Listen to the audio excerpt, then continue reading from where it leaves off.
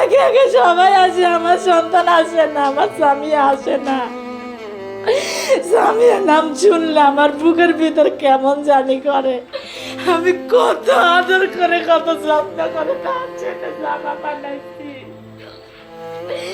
জামা আমার মনে পড়তে পারে না, তুই দিলে পড়তে পারে।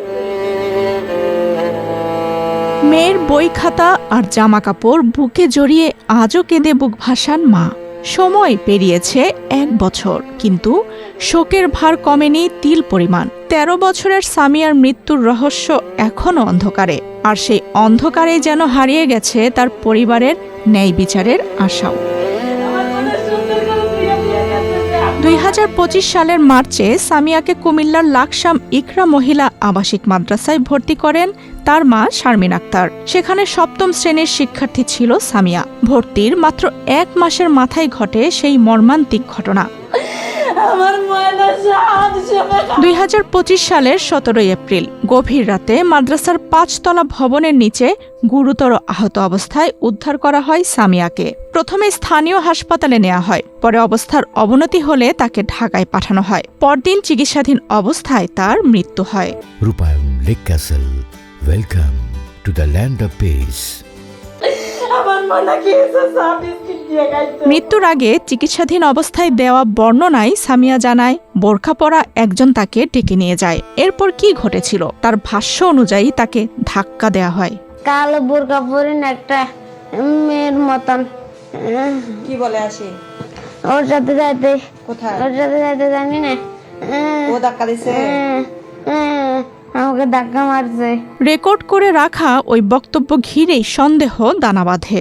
সামিয়াকে পরিকল্পিতভাবে হত্যা করা হয়েছে। শারমিন আক্তারের দাবি, তার মেয়েকে শুধু ধাক্কা দিয়েই ফেলে দেওয়া হয়নি, এর আগে তাকে যৌন হয়রানির শিকারও হতে হয়েছে। এমনকি ময়নাতদন্তের প্রতিবেদনেও স্পষ্ট উল্লেখ রয়েছে সামিয়া যৌন নির্যাতনের শিকার হয়েছিল।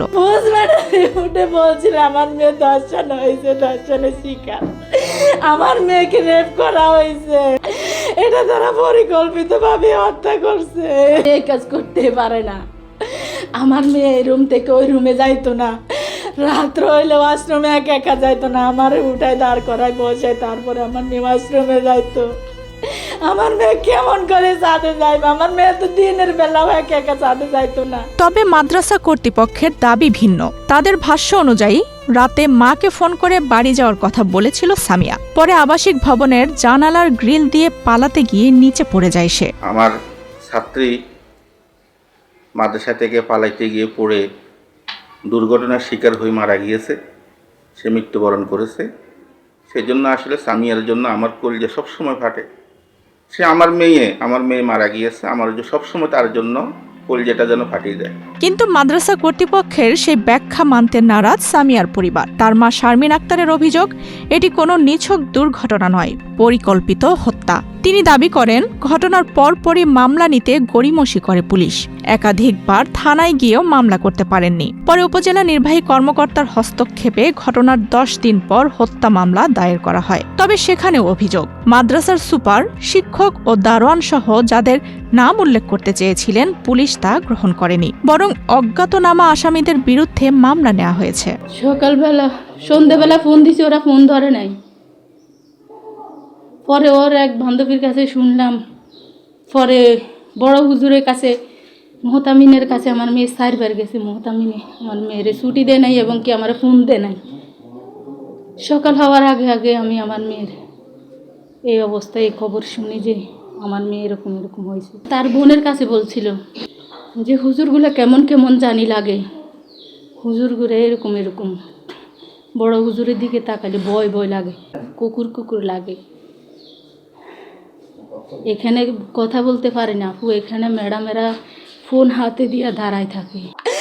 আজ আমার সন্তানের খবর কেউ দেন। আমি কত জায়গায় গেলাম, কত জায়গায় ঘুরলাম, কত জনের দ্বারে গেলাম, কতজনের পাশে গেলাম, কয় হাজারবার আমি লাকসাম থানায় গেলাম। আমার ময়নার বিচার হইল না, আমার ময়নার খোঁজ খবর পাইলাম না আমি।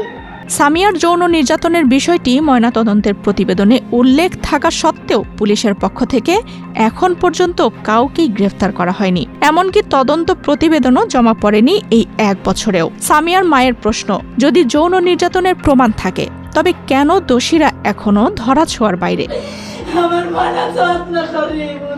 অন্যদিকে পুলিশ বলছে তদন্ত চলছে, দায়িত্বপ্রাপ্ত কর্মকর্তা বদলি হওয়ায় কিছুটা দেরি হয়েছে, তবে তারা দাবি করছে মৃত্যুর প্রকৃত কারণ উদ্ঘাটনের কাজ এগিয়ে যাচ্ছে। এদিকে স্থানীয়দের অভিযোগ, একই মাদ্রাসায় এর আগেও এমন একাধিক রহস্যজনক মৃত্যুর ঘটনা ঘটেছে, তবে সেগুলো কখনোই আইনের পথে যায়নি, সামাজিকভাবে মীমাংসা করা হয়েছে। 1 বছর পেরিয়ে গেলেও সামিয়ার মৃত্যু ঘিরে প্রশ্নগুলো আজও রয়ে গেছে। এটি কি নিছক দুর্ঘটনা নাকি ভয়াবহ কোনো অপরাধ? আর যদি অপরাধ হয়েই থাকে তবে কেন এখনো ধরা পড়ছে না অপরাধীরা? এই উত্তরের অপেক্ষায় প্রহর গুনছে সামিয়ার পরিবার। আফসানা রিপা, বাংলাদেশ প্রতিদিন।